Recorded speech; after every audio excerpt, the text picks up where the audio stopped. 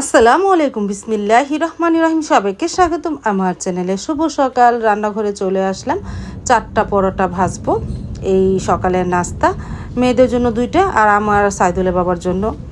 তারপরে তো পরোটা বানিয়ে নিলাম। আজকে 4 কোণার পরোটা বানালাম, আজকে লাচ্ছি পরোটা বানালাম না।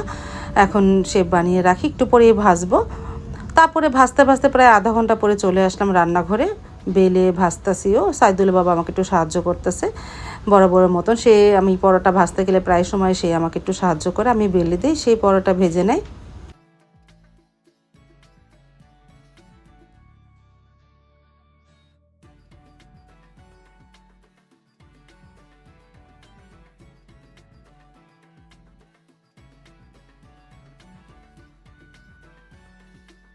তারপর তো পরোটা ভাজা হয়ে গেল, আমি আর সাইদুলের বাবা খেয়ে নিলাম। এই যে গতকালকে যে এই লালমোহন মিষ্টি এনেছিল, রাত্রে খাইনি, অল্প একটু ভেঙে খেয়েছিলাম। মনে করলাম যে সকালে পরোটা ভাজবো না, এই পরোটা দিয়ে খাবো। তারপরে সেই লালমোহন মিষ্টি দিয়ে পরোটা খেয়ে নিলাম।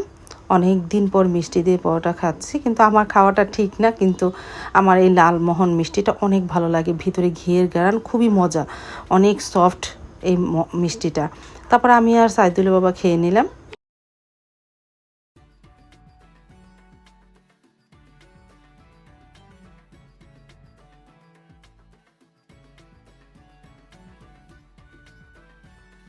নাস্তা তো খাওয়া হয়ে গেল। তারপরে এই যে ফ্রিজটা ধরেছি, আজকে অনেক দিন হবে ফ্রিজটা পরিষ্কার করা হয় না। সেই রোজার ঈদের সময় পরিষ্কার করেছিলাম, আর হয়নি। এখন আবার আজকে পরিষ্কার করতেছি। ভিতরে সব কিছু বের করে নিতেছি, আস্তে আস্তে বের করে তারপরে ফ্রিজটা পরিষ্কার করবো। আগে ভিতরে জিনিসগুলো ধুবো, পরে ফ্রিজ পরিষ্কার করব। আর বাহিরটা হালকা একটু মেঘলা মেঘলা, কিন্তু বৃষ্টি হয় না। মনে করেছিলাম একটু বৃষ্টি আসবে, কিন্তু না। তারপরে বাহিরে তো কাপড় চোপড় রৌদ্রে দিলাম।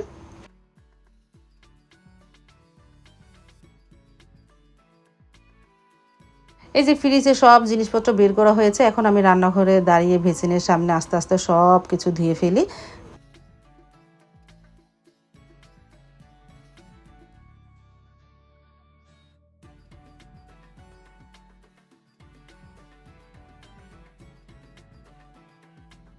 আলহামদুলিল্লাহ প্রায় 2.5 ঘন্টা লাগিয়ে এই ফ্রিজটা পরিষ্কার করলাম। ফকফকা হয়ে গেছে, সাদা ধপধপা। অনেক দেরি হয়েছে আমার এই ফ্রিজ পরিষ্কার করতে, কারণ আগে ভাবি ছিল, ভাবি কম বেশি ভিতরে জিনিসগুলো ধুয়ে দিয়েছে, আমি ফ্রিজটা পুরো সব পরিষ্কার করেছি। কিন্তু ভাবি তো নাই, এখন আমার নিজের কাছে নিজেই করতে। তোমরা অনেকে আমাকে বলো, আপু তুমি কাজের মানুষ পাও না, আসলেই পাইনি। ভাবি তো আর করলো না, আর কাজের মানুষও রাখলাম না, পেলাম না। তারপরে ফ্রিজটা পরিষ্কার করে 2.5 ঘন্টার পর গোসল টোসল করে নামাজ পড়ে প্রায় 1টা বাজে এসেছি রান্নাঘরে, কারণ আজকে অনেকটাই ধকল গিয়েছে, ফ্রিজ পরিষ্কার করতে অনেকটাই সময় লেগে গিয়েছিল। তারপরে ভাত বসিয়ে দিলাম, তারপরে ঘন ডালটা বসিয়ে দিলাম। আর ফ্রিজে টমেটো ছিল, সেই টমেটোটা ঘন ডালের মধ্যে দিয়ে দিলাম। আমি ঘন ডালটা মেখে ঝুঁকিয়ে বসালাম, সব কিছু দেওয়া হয়ে গেছে।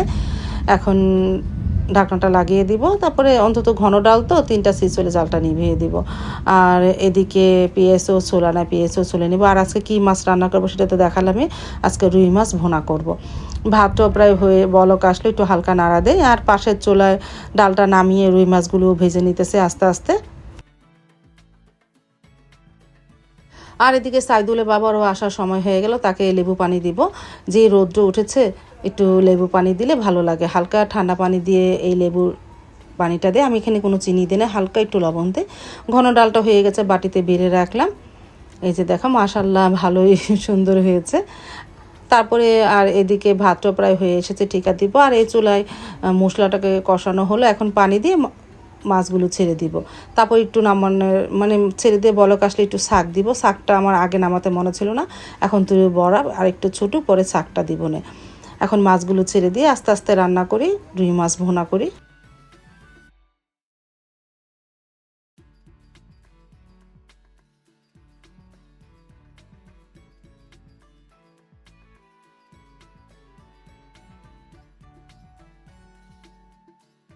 রুই মাছ ভুনা হয়ে গেছে, আর বেগুনটা নিয়ে আসলো সাইদুল বাবা যখন আসে দোকান থেকে।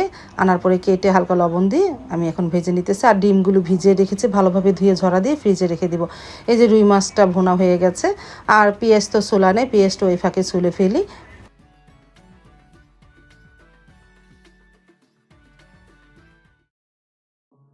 আর দেখো, সাইদুল বাবা আসার সময় তালের শ্বাস নিয়ে এসেছিলো। আমার কাছে অনেক ভালো লাগে তালের শ্বাসটা, আমার লিচুর থেকে তালের শ্বাসটাই বেশি ভালো লাগে। তারপরে সারামণি সেই তালের শ্বাসটা চোখলা তুলে দিল। আর দুপুরে রান্নাটা কমপ্লিট করে ফেললাম। ঘন ডাল, আলু ভর্তা ও আলু যে সিদ্ধ দিয়েছি ভাতের মধ্যে মনেই ছিল না, আলু ভর্তা, ঘন ডাল, রুই মাছ ভুনা আর বেগুন ভাজা। তারপরে তো চলে আসলাম খেতে আমরা সবাই। সাইদুল বাবাকে দিলাম একটু আলু ভর্তাটা বানাও।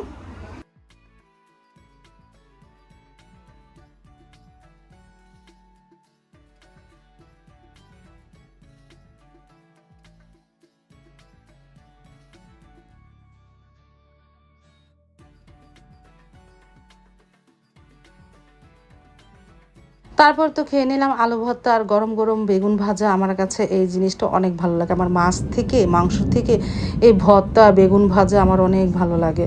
চচ্চড়ি, ডাল চচ্চড়ি মানে যে কোনো লবণ দেওয়া মাছ, আমার ভুনা মাছ অতটা পছন্দ না। তারপরেও রান্না করি, মাঝে মাঝে মন চাইলে একটু খাই, তাও না হলে আর খাওয়া হয় না। তারপরে খেয়ে নিলাম, বিসমিল্লাহ বলে শুরু করেছিলাম, আলহামদুলিল্লাহ।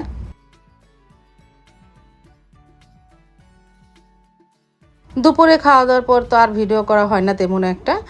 আমি এখন সন্ধ্যার পরে চলে আসলাম সয়াবিন ভাজতে। সয়াবিন সিদ্ধ করা ফ্রিজে ছিল, সেটাকে বের করে আর গোলাটা গুলিয়ে নিয়েছিলাম। আস্তে আস্তে সয়াবিনগুলো ভেজে নিতেছি।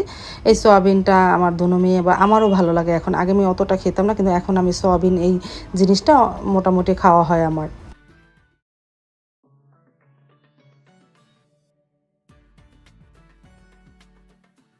সাবাকে দিয়ে আসলাম, তারপর আমি আর সারামণি খেয়ে নিলাম, আলহামদুলিল্লাহ।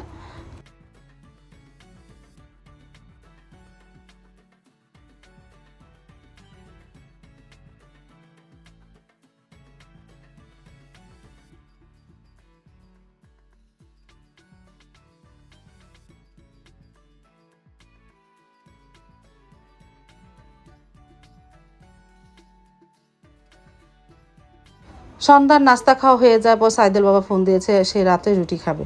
তারপরে সেই রুটিটা আটাটা সানিয়ে রাখি, আসলে পরে পরে ভেজে দিব না গরম গরম। এই জন্য আটাটা আগে সানিয়ে রাখলে ভালো হয়। আজ তাহলে এই পর্যন্ত, দেখা হবে আগামীকালকে নতুন আরেকটা ব্লগ নিয়ে। আল্লাহ হাফিজ, আসসালামু আলাইকুম।